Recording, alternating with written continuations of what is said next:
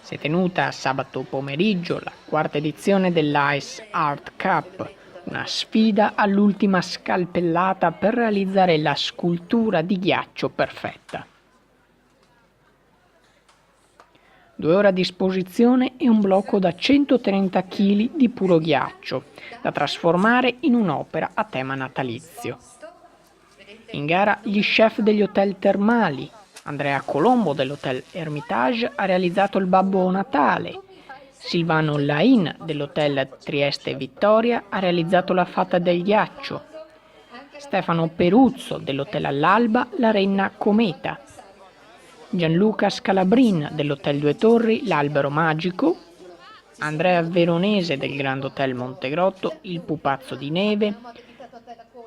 Michele Viale dell'Hotel Bristol Buia l'Angelo di Natale e fuori concorso Fabio Mobulo dell'Hotel Metropol il Fiocco di Neve al Mare.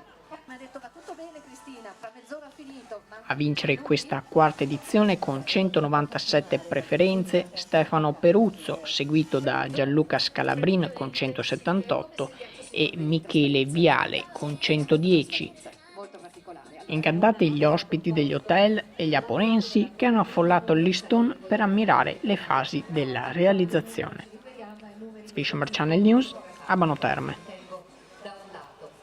As you can see, ladies and gentlemen, you walk along the pedestrian area.